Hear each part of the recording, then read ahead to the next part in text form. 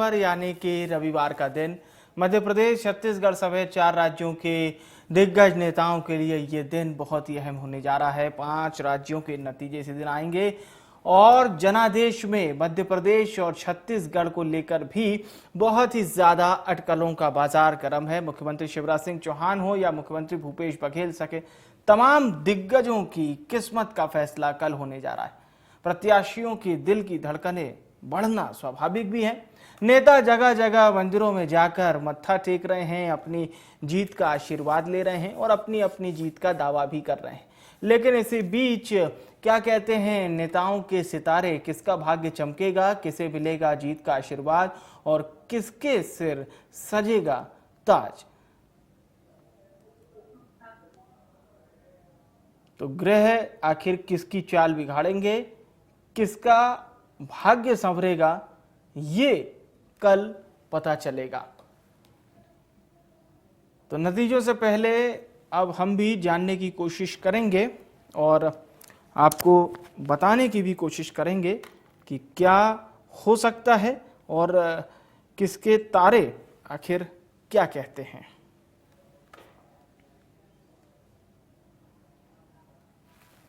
तो बहरहाल छत्तीसगढ़ हो या मध्य प्रदेश, दोनों ही राज्यों में नतीजे आने वाले हैं और नतीजों से पहले अपनी अपनी जीत का दावा भी दोनों ही पार्टियां कर रही हैं।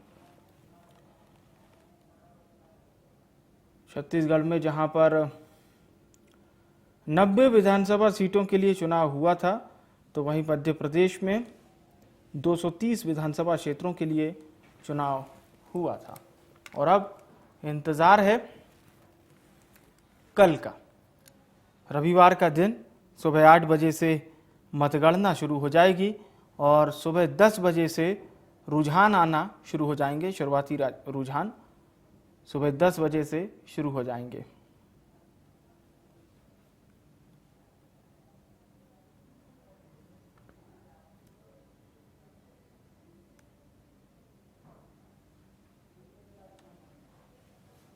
तो कल 3 दिसंबर जब नतीजे सामने आएंगे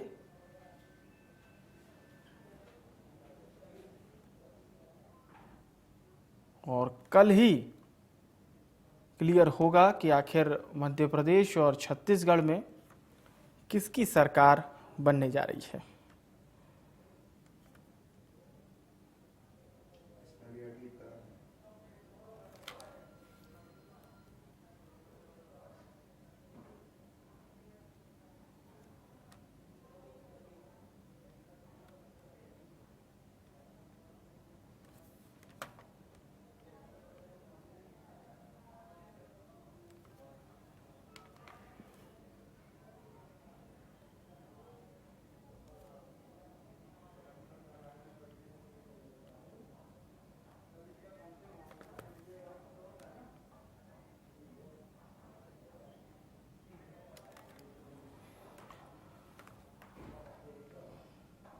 और इस वक्त 2 खास मेहमान हमारे साथ चर्चा में जुड़े हैं।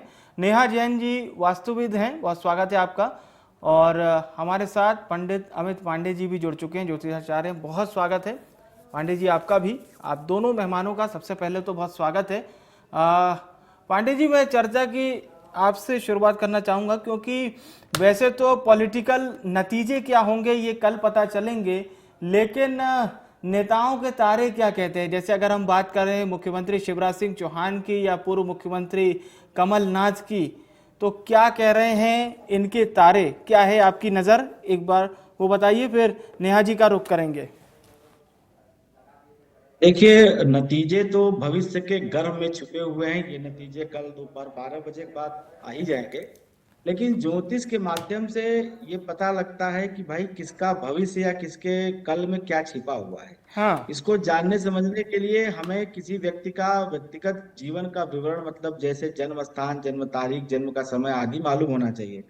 लेकिन जो इंटरनेट से उपलब्ध जानकारी है कमलनाथ जी की और शिवराज जी की, उसके आधार पर मैं कहूंगा कि 18 नवंबर 1946 कमलनाथ जी का जन्म है और दोपहर 12 बजे का जन्म समय बताया गया है, जैसा कि इंटरनेट पे उपलब्ध जानकारी है।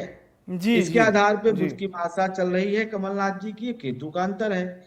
ये जो दशा चल रही है ये राज्य प्राप्ति के संकेत कराता है, क्योंकि केतु के बारे में कहा जाता है हम्म। कि अगर केतु उच्च का हो, वृश्चिक का हो, धनु का हो, तो ऐसे में केतु राज्य मंत्री बनाता है, राजा के यहाँ पद प्राप्त। तो एक तरह से राजयोग की दशा जो है कमलनाथ की चल रही है, और ये कमलनाथ जी की दशा 7 मई 2024 तक बहुत अच्छी है, हम्म। जो प्राप्त विवरण है। दूसरी बात मैं आपको बताऊं, 1 नवंबर 1956 को मध्य प्रदेश का पुनर्गठन हुआ था।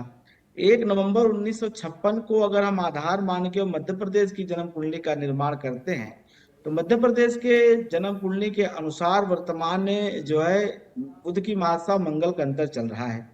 हम्म। मंगल और सूर्य का जो फल है, तो सत्ता में परिवर्तन, सत्ता में कहीं न कहीं वितंडावाद, ये आपको दिखाई देगा, और इसका प्रभाव कल दोपहर 12 बजे आपको दिखेगा भी। और ऐसी स्थिति है, कहीं न कहीं सत्ता में स्वांग होता हुआ दिखाई दे रहा है। कई लोग ऐसा स्वांग करेंगे कि हम तो चुनाव में बिल्कुल क्लियर मेजोरिटी में हैं, या हम जीत गए हैं, लेकिन परिणाम जो है उसके बिल्कुल विपरीत आएंगे। जी। चलिए, ऐसा आपको लगता है। पंडित जी, मैं लौटूंगा आपके पास।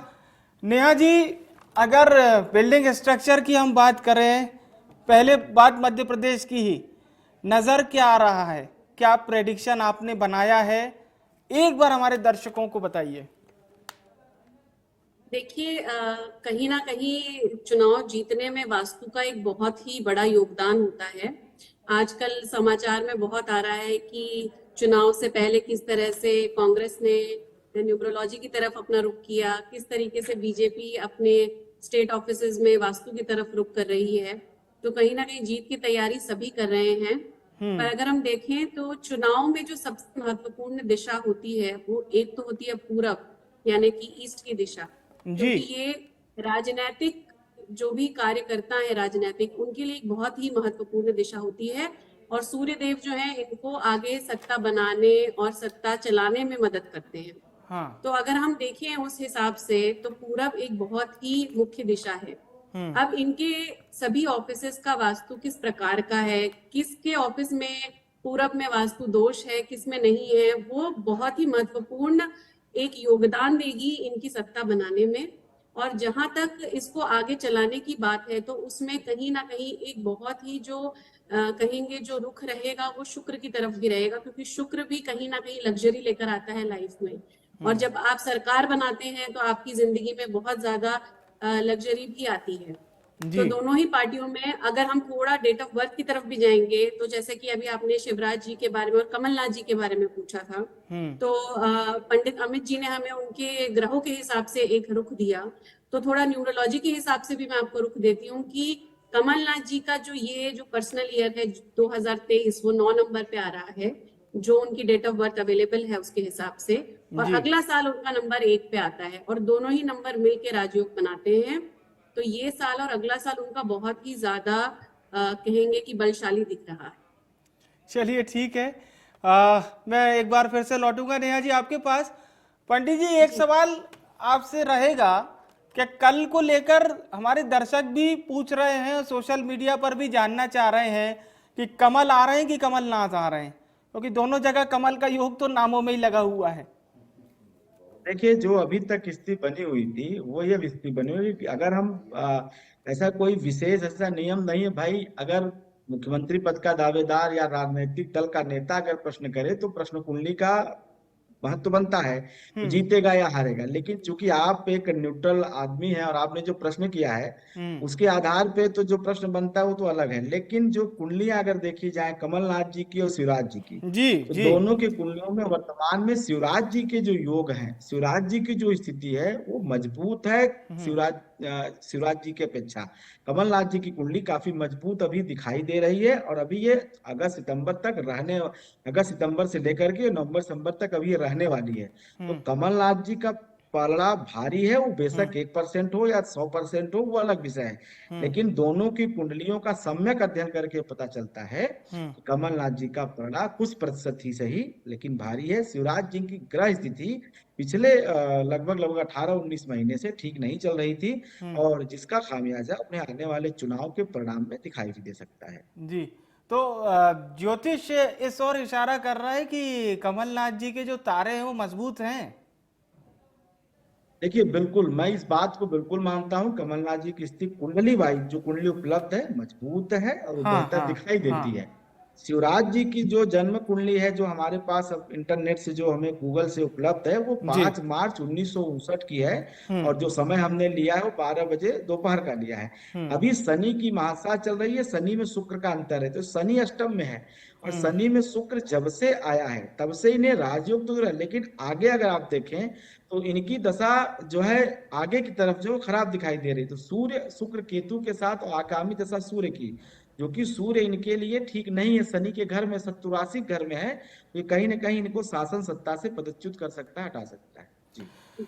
चलिए, ये बहुत ही महत्वपूर्ण प्रेडिक्शन है, क्योंकि पंडित जी ने कमलनाथ जी और शिवराज सिंह चौहान जी दोनों की ही जन्म तिथि के अनुसार ये पूरी गणना की है आज की दिनांक को लेकर, मतलब आज के टाइम को लेकर।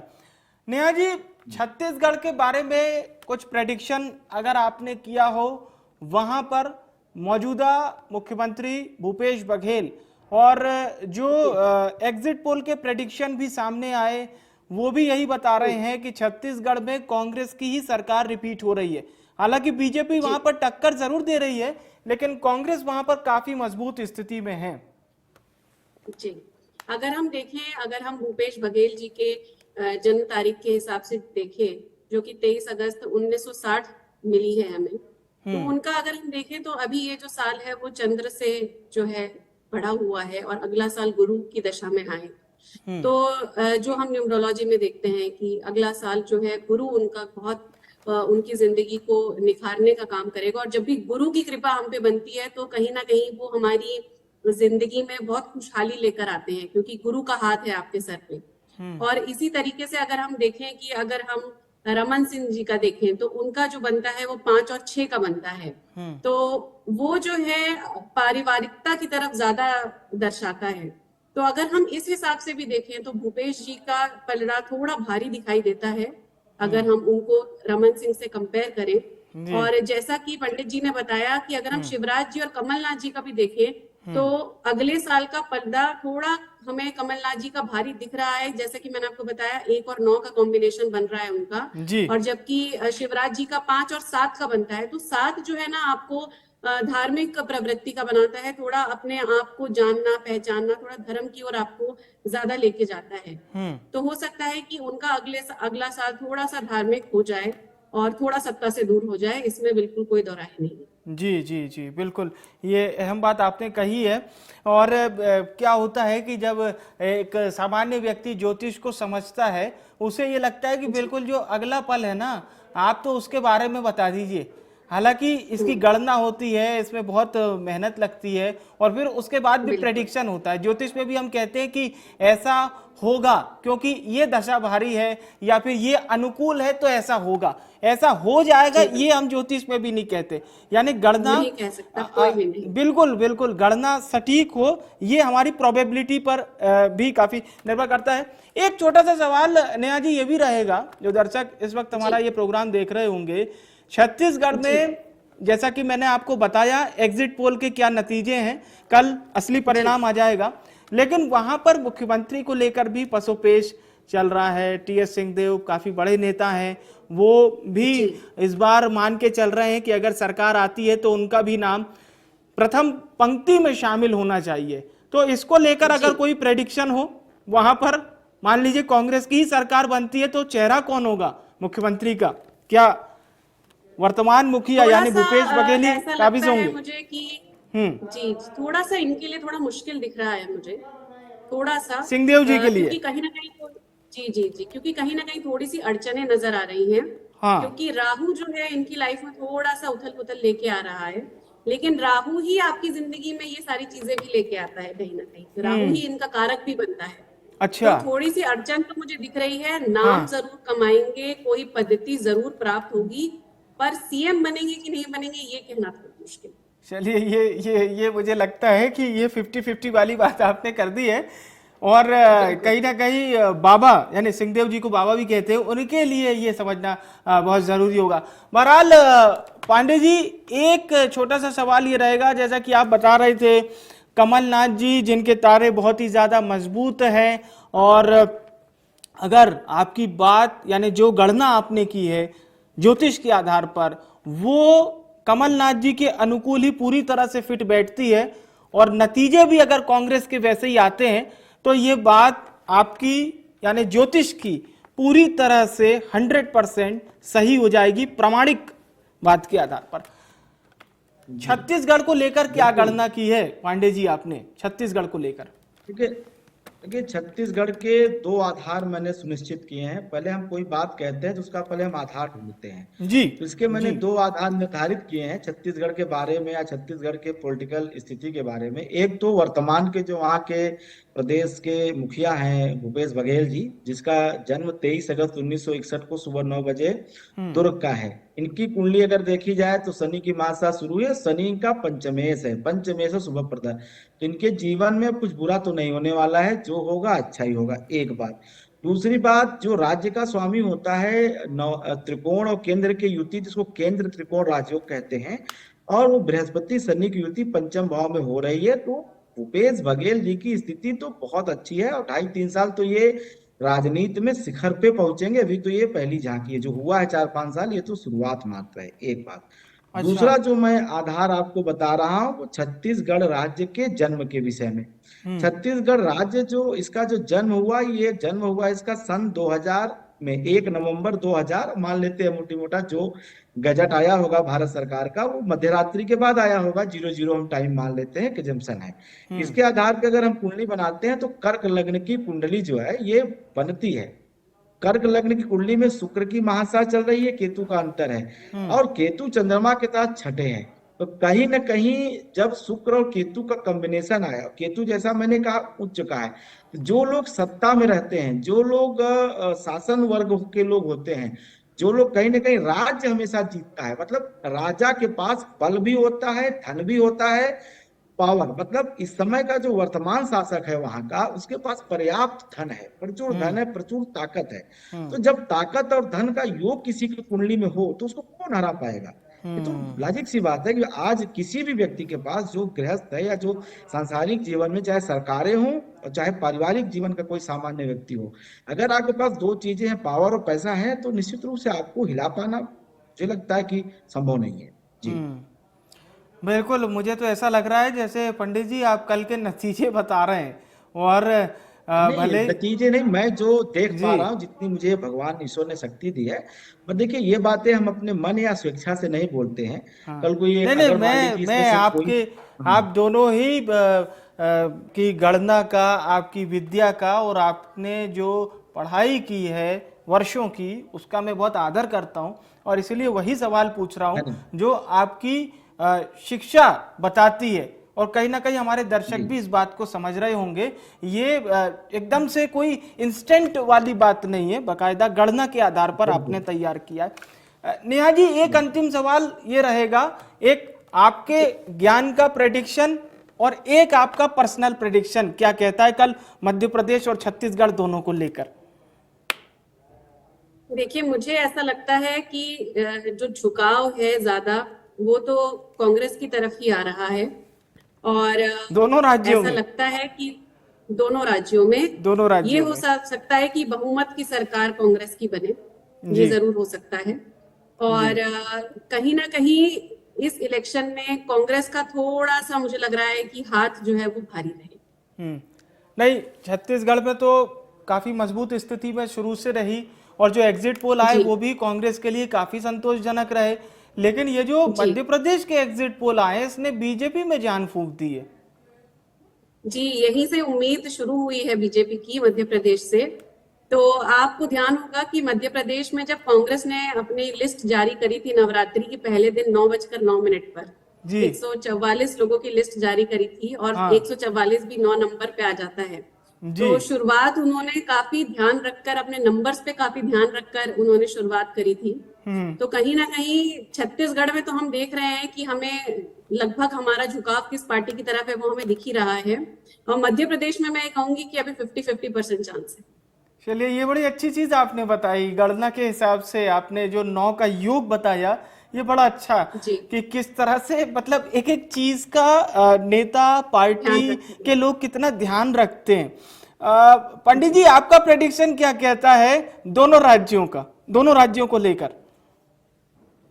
ये दोनों राज्यों में कांग्रेस को एज है, मध्य प्रदेश में भी और छत्तीसगढ़ में भी। और कांग्रेस को एज उनके जो, मैं तो कांग्रेस पार्टी या बीजेपी की कुंडली की बात अभी नहीं करता हूँ।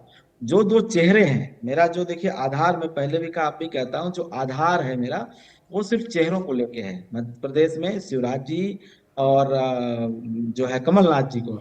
एक संभावना और बनती है कि अगर बीजेपी मान लीजिए किसी कारण से कांग्रेस को कुछ नंबर कम आते हैं या बीजेपी जो है बढ़ती है, मध्य प्रदेश की बात करता हूँ, जी। तो शायद शिवराज जी को फिर सत्ता ही ना मिले। ये भी एक संभावना हमें रखनी चाहिए, क्योंकि हमने व्यक्तियों की कुंडली का अध्ययन किया, न कि हमने किसी राजनीतिक का।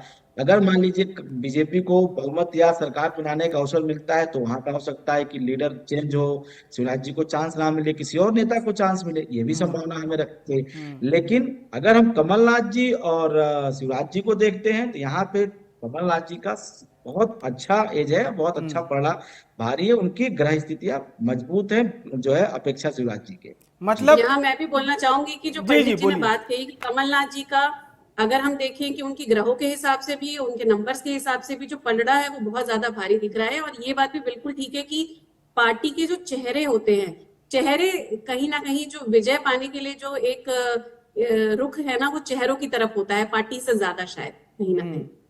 तो मतलब अगर कमलनाथ जी और शिवराज सिंह चौहान जी दोनों को एक योद्धा के तौर पर देखें, तो यहाँ पर जो ग्रह और तारे जिनके प्रबल हैं, यानी कमलनाथ जी के तारे ज्यादा प्रबल नजर आ रहे हैं। जी बिल्कुल। चलिए ठीक है, ये बहुत अच्छी आपने गणना की है। पर नेहा जी, ऐसा नहीं लगता कि अगर हम एक एक व्यक्ति से तुलना करें, क्योंकि यहाँ तो बात 230 नेताओं की हो रही है, ठीक है, अच्छी बात आपने कही कि जो लीड कर रहा है उस पर बहुत ज्यादा चीजें डिपेंड करती है, यानी अगर वो जीत रहा है, उसके अनुकूल चीजें आ रही है, तो उसका असर बाकी पर भी पड़ेगा। लेकिन यहाँ तो 230 लोगों के बात है, 230 लोगों के तारे जब ठीक ठाक रहेंगे तो वो कहीं ना कहीं एक साथ होकर ज्यादा इफेक्ट करेंगे, ऐसा लगता है आपको? मैं ऐसा समझाती हूँ आपको कि जब हम घर का वास्तु देखते हैं या जब हम घर में जाते हैं कुछ देखने, तो हम उसके मुखिया का देखते हैं। ये कहते हैं कि भाई अगर मुखिया अच्छे से कमा रहा है तो घर में धन की कमी तो नहीं होगी। घर में 4 लोग हैं, लेकिन अगर मुखिया कमा रहा है तो बाकी 3 लोगों के पास भी कहीं ना कहीं धन तो आएगा ही आएगा। तो मुखिया का ठीक रहना सबसे पहले सबसे ज्यादा जरूरी है। मुखिया के अगर चांद सितारे बढ़िया हैं तो घर कहीं ना कहीं चलता रहता है, रुकता नहीं है। तो इस तरह से अगर हम देखें तो जो पार्टी है उसका जो मुखिया है, इस समय उसका जो चेहरा है उसका मजबूत होना बहुत जरूरी है। कई बार वो अपनी रोशनी में और लोगों को भी जो है जागरूक कर देता है। मुझे लगता है आपकी इस देखिए बात इसमें ने हर चीज का जवाब दे दिया है। जी पंडित जी, आप कुछ कहना चाह रहे हैं? एक एक बात मैं आपको ऐसे समझाऊं कि मैं जो अपनी बात किया हूं कि कुंडली में कमलनाथ और शिवराज जी पे इतना क्यों फोकस करता हूं, इसको समझने के लिए आपको 2014 का आपको लोकसभा चुनाव देखना होगा। एक वो बहुत बड़ा प्रेसिडेंट है हमारे लिए, एक उदाहरण है किसी भी ज्योतिषी के लिए, किस तरह से नेता की कुंडली पूरे देश, पूरे राज्य या पूरे विश्व को प्रभावित करती है। नरेंद्र मोदी की जन्म कुंडली में उस समय जब ये सत्ता में आए तो सूर्य की दशा शुरू होने वाली, शुक्र की समाप्ति थी, सूर्य की शुरुआत होने वाली थी। और नरेंद्र मोदी जी की कुंडली में जो सूर्य की स्थिति थी वो एकादश भाव में थी। और ऐसा ज्योतिष में लिखा है कि तीसरे और 11वें का सूर्य हमेशा राज्य प्रदान करता है, बहुत ताकतवर होता है। उनका जन्म तारीख जो उपलब्ध है इंटरनेट पे 19 सितंबर और 1950 की जो जन्म कुंडली है नरेंद्र मोदी जी की, तो सूर्य की दशा में उन्होंने विजय पाई। सूर्य क्या है? राजा है, 9 ग्रहों का राजा है और शासक है। तो निश्चित रूप से जिस नेताओं कुंडली में सूर्य की दशा आती है वो राज्य प्राप्त करता है। तो नरेंद्र मोदी जी की कुंडली जब अच्छी शुरू हुई तो उन्होंने, आप देखें, 14 जीता, 19 जीता और लगातार उनकी विजय श्री की चलिए, यात्रा ये बहुत चलती अहम बात बताई पंडित जी आपने। मैं बहुत बहुत धन्यवाद करूंगा आप दोनों मेहमानों का हमारे साथ चर्चा में जुड़ने के लिए। शुक्रिया आपका, बहुत बहुत धन्यवाद। तो देखिए, अभी पूरी बात तो क्लियर हो गई है, लेकिन साहब ये ज्योतिष की बात है। ज्योतिष की बात में हमारे साथ जो विशेषज्ञ थे वो कह रहे हैं कि कमलनाथ जी के तारे ज्यादा मजबूत हैं मुकाबले शिवराज सिंह चौहान के। और छत्तीसगढ़ पहुंच जाइए तो वहां पर तारे ज्यादा मजबूत हैं भूपेश बघेल के मुकाबले रमन सिंह के। ये तारे मजबूत हैं।